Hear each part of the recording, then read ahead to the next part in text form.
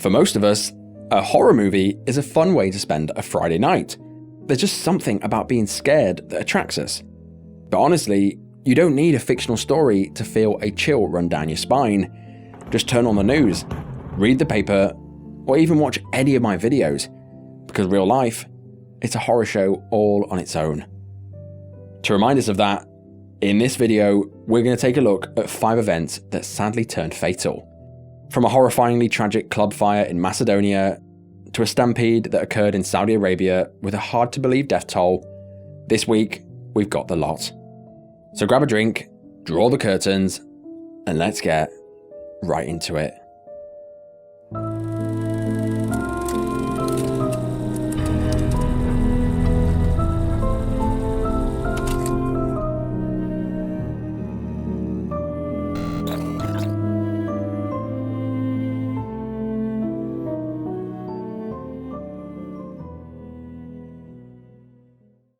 Air shows are amazing.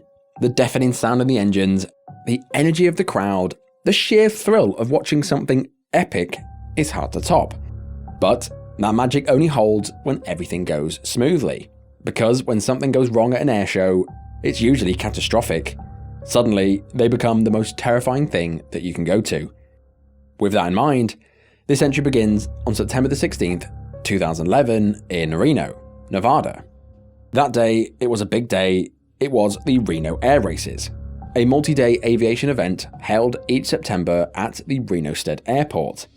Starting in 1964, these races have always been an annual competition where pilots race highly modified aircrafts around a closed course, pushing their machines and their skills to the absolute limit.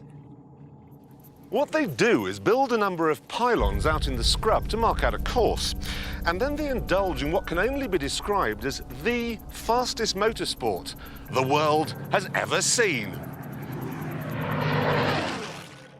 Billed as the world's fastest motorsport, these races attracted over 100,000 attendees each year, with aircrafts flying just above the ground at over 500 miles an hour. However, in 2011, anticipation was high. Attendance surged, and that year saw one of the biggest turnouts in recent history. Around 150,000 people gathered at the Reno Airport, ready for a day of races. Now, throughout the day, everything went smoothly, there was no issues and no concerns, until it came time for the event's crown jewel, the Unlimited Class race. This category was reserved for high-performance, heavily modified aircrafts, where any propeller plane with any number of modifications or tweaks could compete. Among the competitors that year was 74-year-old Jimmy Leeward, flying a modified P-51D Mustang, a World War II era fighter plane named the Galloping Ghost. Now, Jimmy was a seasoned stunt pilot as well as being a real estate developer. That year for the competition, he'd pushed the aircraft further than most would dare. His goal that year wasn't just to compete, but he wanted to win. He'd fitted a new Rolls-Royce Merlin V12 engine, added a custom canopy, fed the cooling system through a wing tank, and even cut down the wingspan. Everything was tuned for maximum performance. By around 4 PM, the Unlimited Class race began. Spectators watched as 9 aircrafts took to the skies, each one heavily modified. Soon, they were screaming past them at incredible speeds. They were just a blur above the ground. Jimmy was flying aggressively, using his years of experience to chase the lead. By the time they were on lap 3, he was 4.5 seconds behind second place and 8.5 seconds behind the leader. It was still anyone's race. Then, at 4:24 PM, disaster struck with brutal force. Out of nowhere, the plane suddenly pitched sharply upward and climbed steeply into the air. This sudden movement was not intentional. It was actually the result of a mechanical failure. A loose elevator trim tab had broken and caused Jimmy to lose pitch control. The G-forces from the climb were extreme, causing him to black out mid-flight. Now unconscious, and with no one at the controls, the Galloping Ghost rolled to the right and nosed over into a near vertical dive, headed straight towards the tarmac, straight towards the spectators. Within a blink of an eye, the aircraft slammed into the ground at around 445 to 460 miles per hour. All the fuel on board had been dispersed in the crash, meaning it did not ignite on impact. Despite the absence of a fire, the aftermath was no less horrific. Jimmy Leeward, the pilot, was killed on impact. The VIP boxes, seated closest to the front, were hit directly by the plane. For those in that box, people were struck by wreckage with horrifying force. Some were crushed, others suffered fatal blunt force trauma, and some were torn apart by flying shrapnel. In total, 69 people were seriously injured, but sadly, multiple spectators were instantly killed. Survivors nearby were left with life-altering injuries. Limbs were severed, skulls were fractured, and many people were left with deep, devastating lacerations. First responders, many already on site, rushed into action, but the scene was just pure chaos. By the end of the day, 11 people had lost their lives, making it the deadliest airshow disaster in the US in nearly 40 years. Now, it's important to note that the Reno air races have always been intrinsically risky. Flying modified aircrafts is never that safe. In their 47-year history, 30 pilots had died, but this was the first time that spectators were among the dead. The remaining races that day were cancelled immediately, and 10 days later, 500 people gathered for a candlelit remembrance, honouring those who had lost their lives. The main question on everyone's mind was, what happened to cause the crash? Photos taken just before the impact appeared to show part of the tail section detaching mid-flight. The NTSB launched a full investigation and found evidence of extreme stress on the aircraft, buckling in the fuselage, and even visible gaps between the body and the canopy during flight. In their final report, released in August of 2012, the NTSB concluded that the likely cause of this crash was because Jimmy had reused single-use lock nuts in the left elevator trim tab system. These had loosened over time, allowing the tab to flutter uncontrollably.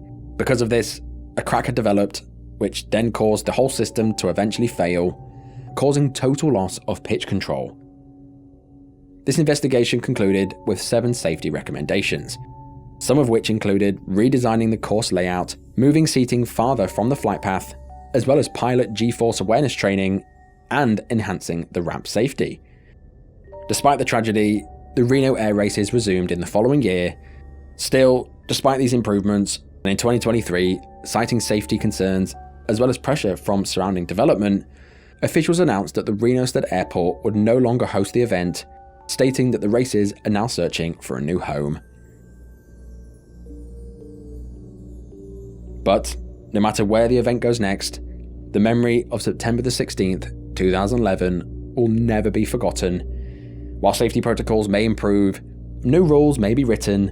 For the injured, as well as the families of the 11 people lost, their whole lives changed that day, and the cost of that afternoon can never be undone.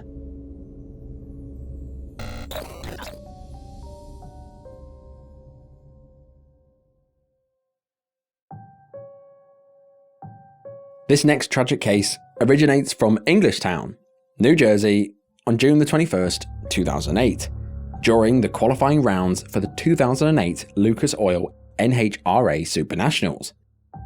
If you're not familiar, the NHRA, or the National Hot Rod Association, is the governing body for professional drag racing in the United States, hosting some of the most extreme motorsports events worldwide. Every year at the Old Bridge Township Raceway Park, the NHRA hosted the Lucas Oil Super Nationals.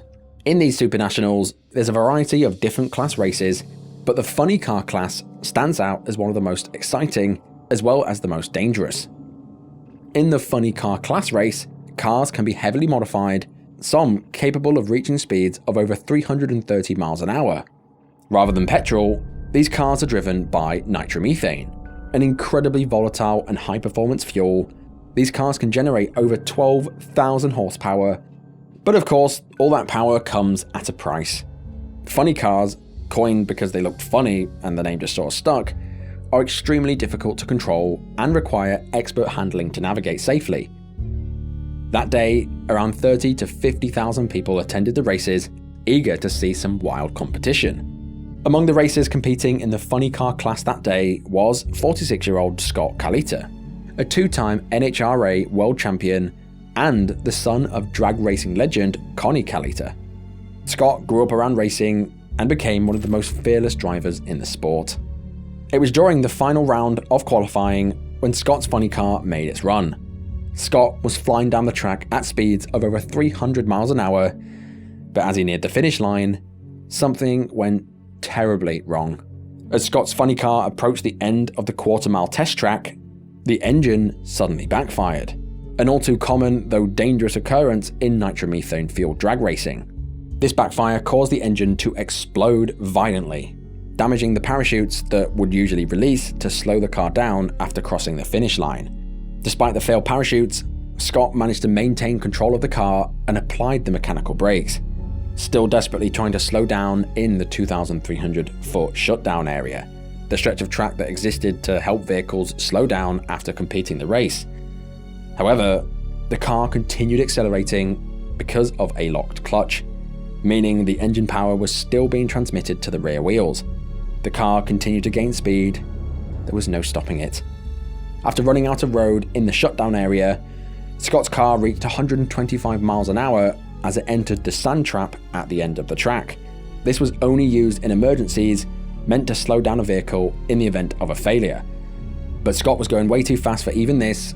He went straight over this, went straight over a concrete wall, and then slammed into a piece of heavy equipment used by the ESPN broadcast crew for filming. Scott's car broke apart, and the largest piece of the wreckage, still with Scott inside, came to a rest 200 feet past the shutdown area. Witnesses described the scene as horrific. The deceleration forces at play here were extreme. Despite immediate medical attention, Scott was pronounced dead on arrival at the hospital. In a somber tribute, Scott's competitor Robert Height idled his car down the track the following day instead of racing, as a mark of respect for Scott's passing.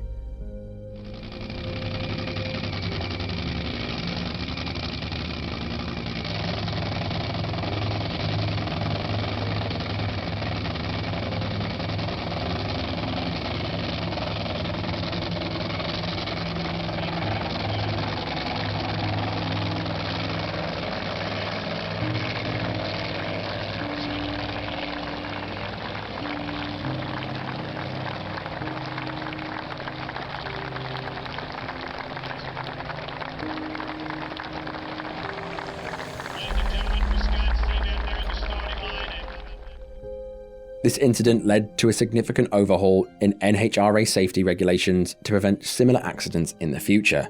They shortened the race distance down, they improved the sand trap, and also re-evaluated where equipment and personnel were allowed to be positioned during races, especially near the end of the track. Additionally, a new safety sensor was developed to prevent engine backfires from causing deadly crashes. This new safety sensor automatically shuts off the fuel pump and deploys the parachutes in the event of a malfunction. This became mandatory and has prevented many similar tragedies.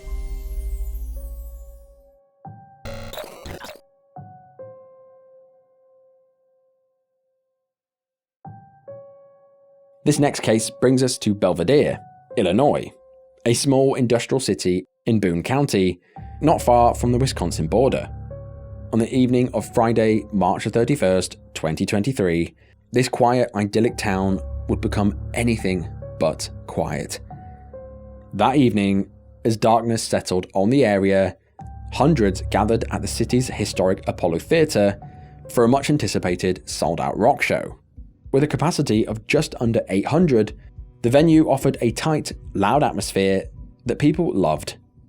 But that Friday night, it was filled with around 260 concertgoers, performers, and staff. To all those present, the show went ahead despite advanced knowledge of severe and potentially dangerous weather. That morning, the Storm Prediction Center issued a high-risk warning for the surrounding area. While Belvidere was outside the core of the high-risk zone, it still sat under the risk of tornadoes. Despite these warnings, however, inside the Apollo, doors opened and the crowd gathered inside to shelter from the wind and enjoy a rock show.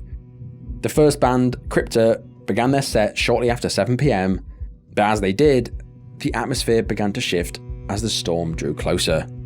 Then, at 7:24 p.m, tornado sirens began sounding. Only then did officials pause the show as staff quickly began moving people towards the basement. However, just 20 minutes later, at 7:43 p.m, before all of the guests had managed to get to the basement, an EF1 tornado hit the theatre. Winds between 90 and 100 miles an hour tore into the building, ripping it apart like it was nothing. Instantly, big pieces of the building fell onto the sidewalk below, including the front facade and the marquee. Inside, however, things were far worse. A large section of the upper roof, roughly 3 to 5 feet thick, was torn away. As it did this, loads of debris came tumbling on inside, falling on concertgoers. As the dust settled, it was clear that many people had been buried and needed emergency help, putting their own lives in danger. Those who could began pulling debris off each other before emergency crews arrived. The Belvedere Fire Department, located just a few blocks away, responded within just 2 minutes. When they got there, they quickly realized that the entire building was at risk of collapse. Despite the place literally falling apart, firefighters continued rescue efforts, knowing time was critical. Over the next few hours, emergency personnel worked side by side, lifting debris and freeing those who were trapped and injured.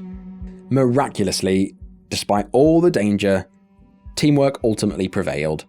Everyone who was buried was freed, and eventually civilians were ordered out of the building for their safety. Sadly, however, for one man, 51-year-old Frederick Livingston Jr., he was not so lucky. He was crushed by the collapsing roof, and despite paramedics' best efforts, he was pronounced dead at the scene. In the weeks that followed, the Apollo Theatre was condemned, and those injured and the family of Frederick were eager for someone to be held accountable. When you go to a concert, you expect that the organisers have properly considered your safety. Of course, while everyone in there knew the risks, they knew that a tornado may appear. That doesn't excuse the multiple warnings that were ignored throughout the day. And while they did briefly stop the show to get people into the basement, this was far too late. And regardless, they could have easily postponed the evening's fixtures, but instead, they chose not to. Instead, they chose to put many lives at risk. By March 2024, 11 lawsuits had been filed, including one from Frederick Livingston's family. The owners argued against these lawsuits, stating that guests were warned and labelled the tornado as an act of God.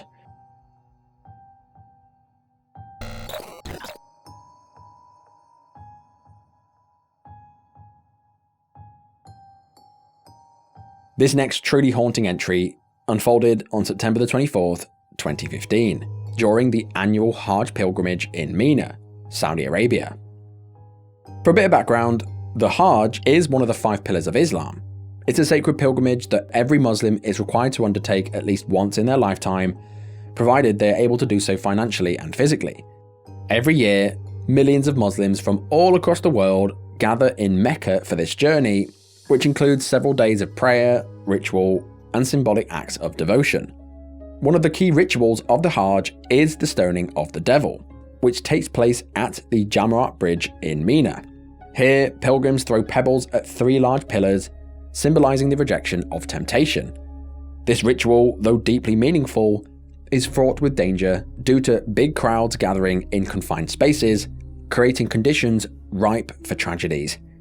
The Jamarat Bridge and surrounding streets have historically been the site of crowd-related disasters, just due to the sheer amount of people going down them, but nothing compared to 2015. That year, this tradition would turn into the deadliest tragedy in Hajj history. On that fateful morning of September the 24th, 2015, the Hajj pilgrimage was in full swing. As many as 2 million pilgrims were on their way to the Jamarat Bridge in Mina for the annual stoning of the devil ritual. The crowd, massive as ever, were making their way along Street 204 and Street 223, 2 roads leading to the bridge. At approximately 9 AM, at the intersection of these 2 streets, 2 large groups of pilgrims converged from different directions. The dense mass of people began pushing against one another, and the situation rapidly spiraled out of control. Soon, there was just no room to move, no room to breathe, and people quickly began to panic. In the chaos, pilgrims were crushed, suffocated, and trampled as they were forced into confined spaces. The resulting crowd crush was the definition of hell on earth. As it always does in these cases, it suddenly became every man for themselves. Many began being trampled underfoot and crushed beneath the dense crowd, while others began to suffocate in the intense heat, with temperatures reaching 47 degrees that day. A full-scale disaster unfolded as over 4,000 emergency personnel, including the army, were dispatched to the scene, but what they were met with, none of them could prepare for. The scale of the disaster was overwhelming. By the time first responders got to those trapped in the crowd, many pilgrims were already dead. The bottleneck now lay hundreds of corpses of victims crushed and suffocated. In some photos that I won't show you, there's literally bodies everywhere. The majority of the dead died from compression asphyxia. It just doesn't even bear thinking about the scenes that were unfolding there. By the time the situation was fully under control, the government of Saudi Arabia officially reported that there had been 769 deaths, with 934 injured. At this point, many more were still missing, as victims were crushed in ways that often took days to identify them. This death toll of 769 is disputed, however. Independent experts estimate the death toll could be more like 2,431, which is insane. Despite the death toll clearly being way higher than reported, the death toll of 769 remained official at the time of the next year's Hajj, and even to this very day, the Saudi Arabia government never updated it. The Saudi Interior Minister claimed that the disaster was caused by a miscommunication as well as bad crowd management. He said that there were reports that pilgrims had not been properly informed of route closures, which led to the bottleneck of people moving in opposite directions. The exact cause of the crush still remains unclear. Saudi authorities, however, made no public admission of negligence. The Grand Mufti of Saudi Arabia stated that the disaster was a result of fate, exonerating the government from any accountability for the tragedy.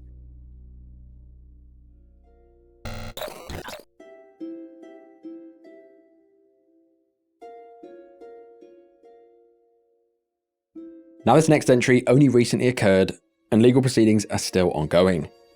But I wanted to cover it now while it's fresh, because it truly shocked me to my core, and I just can't believe these kind of things are still happening. It begins in the small town of Kochani, located in East North Macedonia. About 100 miles from the capital, this quiet town of just 25,000 people is a very close-knit community. Everyone knows each other, but in the early hours of March the 16th, 2025, that beautiful sense of community would be shattered forever. That night, a local hotspot situated on the outskirts of Kochani, called Club Pulse, was absolutely packed. That night, it was hosting a concert by DNK, one of North Macedonia's most popular hip-hop duos. Hundreds of people, many of them underage, had come out to see them. Excited fans, students, families, and teenagers looking for a night of music and fun. Now, Club Pulse was actually an improvised nightclub, operating inside a former carpet warehouse. Despite it being a club, where I'm assuming alcohol was being served, doormen allowed everyone inside of all ages. After all, what could possibly go wrong? By 2:30 AM, the club was pulsing with energy. DNK was mid-performance, the crowd packed in tightly, dancing under strobe lights and smoke. They were having the time of their lives, and then came the pyrotechnics, indoor fireworks designed to flash and impress the crowd. But, as they always do when these things are used inside, as soon as they went off, things quickly turned horrific. Sparks shot upward and ignited the foam ceiling panels. At first, the band didn't notice. The lighting, the stage effects, and the loud music all masked what was happening, but within moments, after audience members began pointing and shouting, the band looked up and realized that something was very wrong. The ceiling, sadly like much of the venue, was cladded with flammable acoustic foam.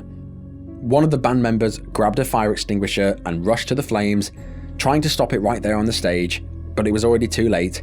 The fire had already taken hold, feeding off the flammable foam and spreading at a terrifying speed.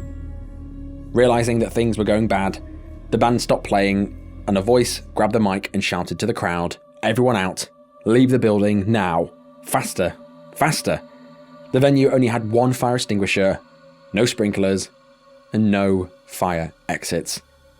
Panic erupted. Some people tried to grab their friends and head towards the exit. Others hesitated for just a second, and that was all it took for them to lose their lives. Thick, black smoke began filling the club, the flames tore through the ceiling, melted the plastic, ignited the fabric, and rained burning plastic on those trying to flee the club. As they tried to escape, the lights went out, screams filled the air, and visibility dropped to near zero. Then came the stampede. Everyone rushed towards the only exit, a single narrow doorway at the front of the club.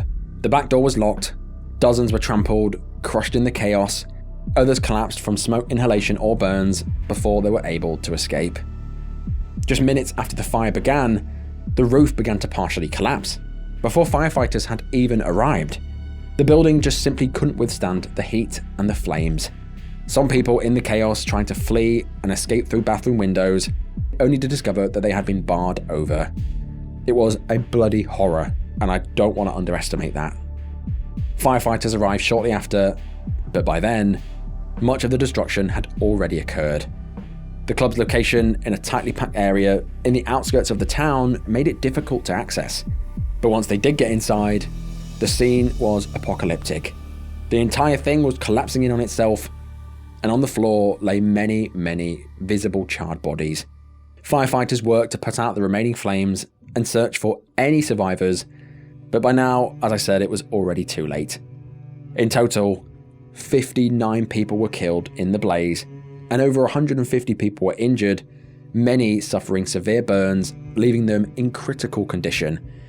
Most of the victims were heartbreakingly young, aged between 16 and 48 years old. 6 of the dead were under 18. All had arrived just hours earlier, excited to see their favourite band, and now they were gone. Over 100 people that were burnt had to be transferred to hospitals in neighbouring countries because their burns were so severe and the hospitals were so full. Sadly, many of the dead carried no identification. This meant identifying them was a real struggle. Many victims had died from being crushed in the stampede, while others succumbed to the flames and the smoke. The band that was playing that night, D&K, were not immune either. One of the duo's lead singers died in the fire, along with 6 other members of the group's support team. Vladimir Blazev survived. He suffered severe burns to his face and his hands and was given oxygen therapy at the scene. He was the only surviving member of his band. Everyone else, gone. As the names of the dead began to emerge, the heartbreak only deepened. Panicked parents began flooding hospitals and morgues, searching for their children. For far too many, the worst had already occurred. They faced something that no parent ever should, the death of their child. It's my only child, and he died. What am I supposed to do? Local officials should be hurt in the same way that I'm hurt. I've been there all night. They can't even get the bodies out. They can't pull them out. There must be 200 people inside.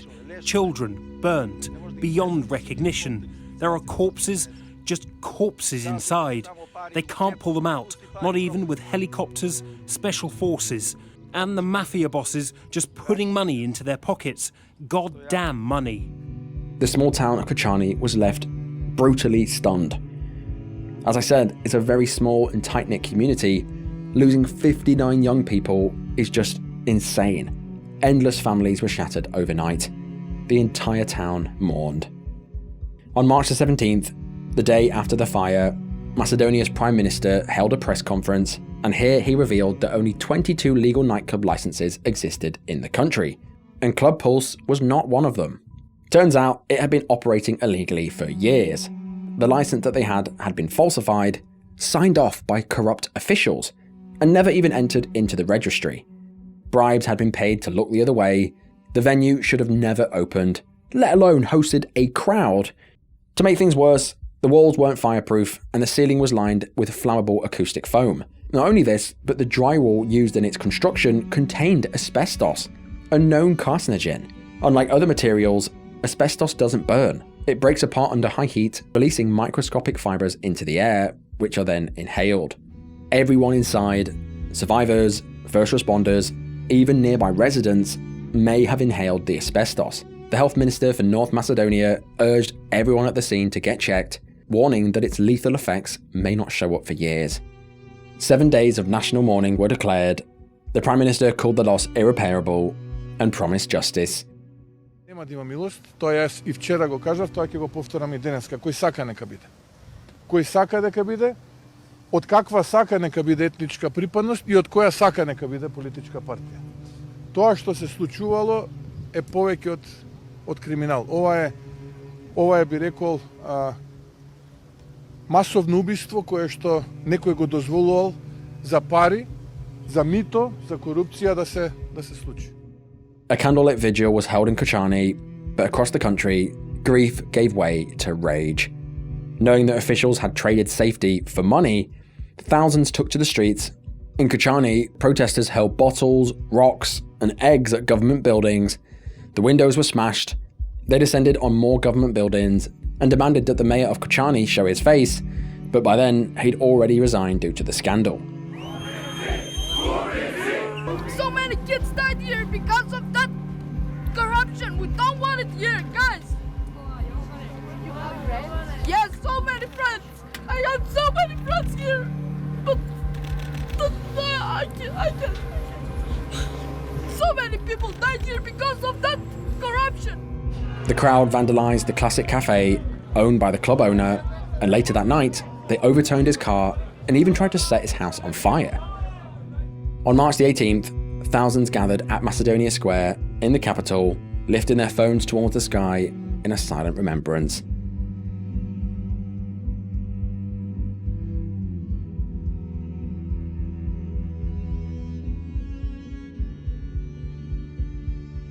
On March the 20th, thousands dressed in black attended mass funerals to pay their respects to the young people lost far too soon.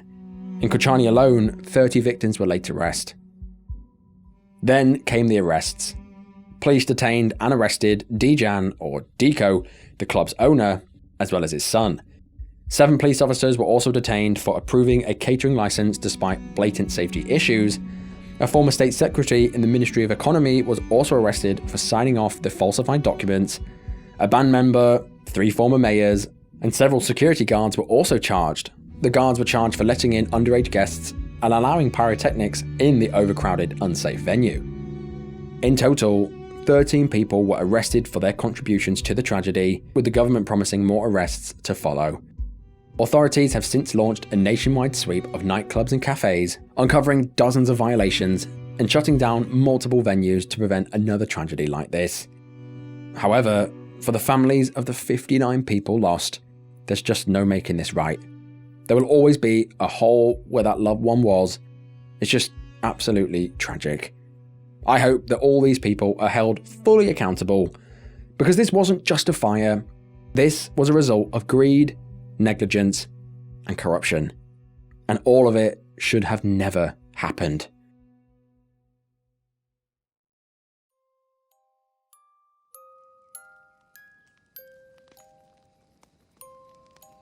But that is the end of the video. May all those featured rest in peace. But holy moly, yet again we're going to do this completely unscripted. Just going to see what I naturally say about the cases. But that last one, wow, we'll get to it, but I just can't believe that this kind of stuff is still occurring. Starting from the top, we've got the Reno Air Show. The pilot had heavily modified the plane, but he had reused these locking nuts, which led to the tragedy. While he shouldn't have done this, the people that were organising the race should have been checking his plane to make sure that the modifications he were making were actually fine, that the plane was still airworthy. It's tragic for the people that lost their lives, and the footage that emerged from this tragedy is just insane. Then we've got the tornado in Belvedere. I don't know what these organisers were thinking. They had warnings all throughout the day. They even had a warning before the show started, but they still didn't cancel the show. They still let it go ahead, and only when the alarms went off did they start evacuating people. By then it was just far too late. Nobody should have lost their lives just going to a theatre to watch a show, but it was a miracle that many more didn't die. Then we've got the funny car racing incident. It's tragic that the spectators had to watch this all unfold right in front of them, but there is some good that came from this. Obviously they had that chip that was invented that stopped this thing happening in the future, but it's sad that Scott had to pay the ultimate price. Then we've got the insane stampede in Saudi Arabia. That one I had to read twice. I had to read 3 times to double check that I was looking at the right numbers, because 2,000 plus people dying in a single day, just, I can't even comprehend it. I can't believe that I haven't heard of this before. Over 4,000 personnel were sent to the scene to aid those injured and those trapped. It's just a crazy number of people, and while I've covered some stampedes in the past, this has got to be the worst. And last, but certainly not least, we've got the fire in North Macedonia. I'm lost for words. I can't believe this is still allowed to happen in 2025. It just boggles the mind. Why is this allowed to occur? Well, corruption. This club should have never opened. They should have never had any guests inside. They should have never set off any fireworks. The whole thing was wrong. And the fact 59 people lost their lives, I just can't imagine what the families are going through right now. As I said, legal proceedings are still ongoing, so I hope that those responsible are held fully accountable. But as always, I'm interested in hearing your thoughts below. But just before you go, if you like these kind of videos, then you should check out my Patreon. Over there, I'm going to be posting each of these videos completely uncensored, uncut, and ad-free. Now, this doesn't mean overly gory, just how they were always intended to be. So if that sounds interesting to you, go and check out the link in the description below. But while you're down there, if you've not subscribed, go and tickle that subscribe button now, and make sure you're clicking that notification bell to be alerted when I release content such as this. But I will see you guys in the next one. Bye bye.